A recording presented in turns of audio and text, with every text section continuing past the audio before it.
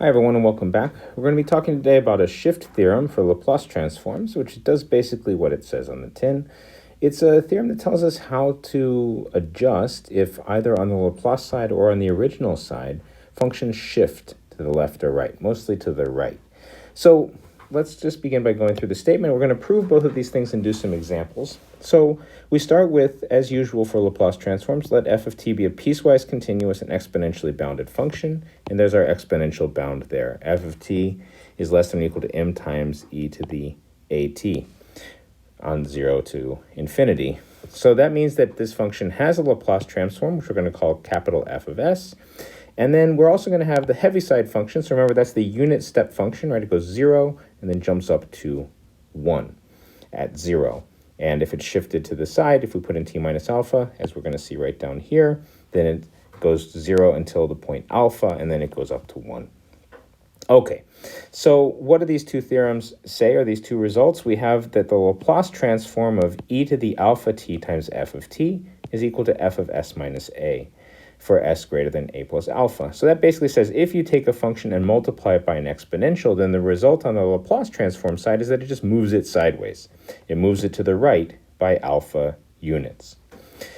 Conversely, if you take a function f and move it to the right by alpha units, well, then you have the question of what you're going to do with the space left behind, because remember, these are functions from 0 to infinity. So if we move that over by alpha units to the right, then what we want to do is just fill in with 0 in the missing space, and that's what the heaviside function does. We multiply by the unit function. That means that from 0 all the way up to alpha, this function is going to be 0, and then after that, it's going to be equal to f of t minus alpha, the function shifted over. So if you do that, if you shift the function over by alpha units, then the result on the Laplace transform is that it gets multiplied by e to the minus alpha s for alpha greater than or equal to 0. So it's only moving to the right, and for s greater than alpha. All right, so let's look at a proof of the first of these results. It's quite quick. So if we want to show something about the Laplace transform, let's get back in there. All right, so if we want to show something about the Laplace transform of alpha t times f of t, then what do we have? Laplace of e to the alpha t f of t, by definition, is the integral from 0 to infinity of e to the alpha t f of t times e to the minus st dt. All right, so now we can just combine the exponentials, and that will get us the integral from 0 to infinity of f of t times e to the minus s minus alpha t dt. Good, so now let's just, to make sure we see what's going on here, let's just say let capital S be equal to s minus alpha. Now that's not the variable of integration, so we don't have to do a full substitution here. It's just going to stay the integral from 0 to infinity with respect to t, right? F of t e to the minus capital S of t dt. And from this we can see that this will be the Laplace transform of capital S, because that's the definition right there of the Laplace transform. And of course capital S is little s minus alpha. Right? And as for the question of what range of s values does this work for, well, in order for this to converge, this s here has to be greater than a, and that means that little s has to be greater than a plus alpha. All right, so that's the theorem. Let's see what it looks like in action.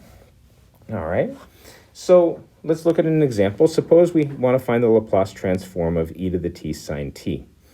Now, we begin by knowing what the Laplace transform of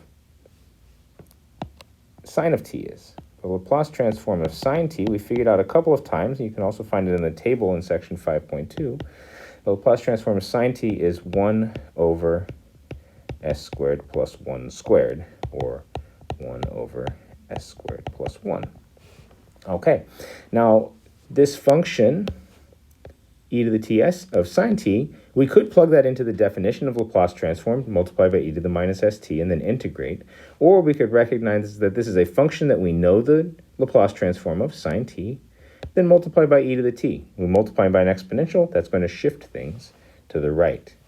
So the Laplace transform of e to the t sine t will be equal to, well, let's call this one up here, let's call this f of s. It will be equal to f of s minus 1. All right, simple as that. So that means that it is equal to 1 over s minus 1 squared plus 1. Right? So if you wanted to write that out, which I don't recommend, I recommend leaving it in this form, minus 2s plus 2. So now we know the Laplace transform of e to the t sine t without doing much extra work at all. Right? So it's very convenient to use this. Now, let's try the same thing. What if we want to find the Laplace transform of e to the 3t cosine of 2t? Right? Well, let's start with what we know. We should know at this point that the Laplace transform of cosine t, well, cosine, I should say cosine 2t, is equal to s over s squared plus 2 squared, so s over s squared plus 4. All right, and if we want to find now the Laplace transform of e to the 3t cosine of t, it'll just be this Laplace transform that we just had with s minus 3 plugged in, right? So we're going to plug in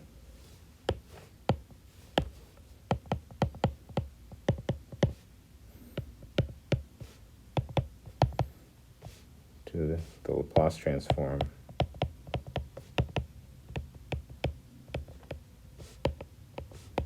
for cosine 2t. And that will look like, so Laplace transform of e to the 3t cosine 2t is equal to s minus 3 over s minus 3 squared plus 4. So we can see here that one thing, what we're really going to want to use this for also is to go backwards, right? So if we see something that looks like a Laplace transform we know, but with a substitution being made, an s minus something, then we know that we can just take we're going to have the original function multiplied by an exponential. So we're going to want to be able to look at things in this form and go backwards. That's called finding the inverse Laplace transform. So let's take a look at how that might work. One key skill that we're going to have to be using is completing the square. Suppose we want to know what the Laplace, we have this function of s, 1 over s squared plus 4s plus 13, and we want to know what function is this the Laplace transform of, right? So what we're asking here is, what is the inverse Laplace transform of 1 over s squared plus 4s plus 13? And that'll be a function of t. Now, we want to put this into a form that we can recognize. So to do that, we're going to want to complete the square. We have 1 over s squared plus 4s. Now, to complete the square here, remember you divide, you take b, and you divide it by 2, and then you square, and that's the thing that you add. So to complete this square, we need to add 4. And then what we had before was 13, and we have to subtract out the 4. So nothing has changed. We just put it into a more convenient package. So this is equal to 1 over s plus 2 squared plus 9. Now, what we want to recognize is that this is the same as it looks like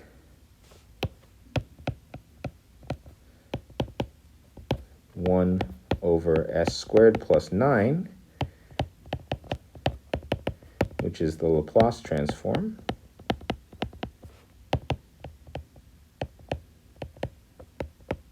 of sine of 3t. And the only difference is that in this function, we have the s plus 2 instead. So that's s minus minus 2. So what we're going to get is that the inverse Laplace transform of 1 over s plus 2 squared plus 9 is equal to sine 3t, but multiplied by e to the minus 2t in order to make this work out, right? So that's, if you go forward, you can check that the Laplace transform of e to the minus 2t times sine 3t is indeed equal to the thing that we've written down here. All right, let's quickly take a look at the other theorem that we had, which was that if you shift a function over to the right, replacing the blank space with 0, then you get e to the minus alpha s times f of s. So let's go ahead and prove this first of all. So to find the Laplace transform of f of t minus alpha, h of t minus alpha, by definition that's the integral from 0 to infinity of f of t minus alpha, h of t minus alpha, e to the minus st dt. Now the Heaviside function is 0 up until alpha and 1 afterwards. So this becomes the integral from alpha to infinity of f of t minus alpha, e to the minus st dt. We're going to do a substitution. We're going to substitute u equals t minus alpha. That means du is equal to dt, and t is equal to u plus alpha. All right, so let's make use of all that. This becomes the integral from, well, if t is equal to alpha, then u is equal to 0. Infinity is still infinity. F of u, e to the minus s times u plus alpha du. And now let's break up our exponential here. It's e to the minus su and minus s alpha. We can factor that all the way out. We get e to the minus s alpha, integral from 0 to infinity, f of u, e to the minus su du. And if it makes you more comfortable, that's a dummy variable. We can replace it again. We can replace the u with t. F of t, e to the minus st dt. So that makes it a little even more clear that this is the Laplace transform of f by definition. So the theorem is indeed true. If we shift something over, that results in just multiplying the Laplace transform by an exponential. And that means in turn that if you see a Laplace transform multiplied by an exponential, then you can just take the original function and shift it over to the right. To see an example of that, let's try to find the inverse Laplace transform of e to the minus 3s over s minus 4. So what we need to know here is that the Laplace transform, or the inverse Laplace transform of 1 over s minus 4. So what is the function whose Laplace transform is 1 over s minus 4? And recognizing that from the table or from experience, we're going to know that that's e to the 4t.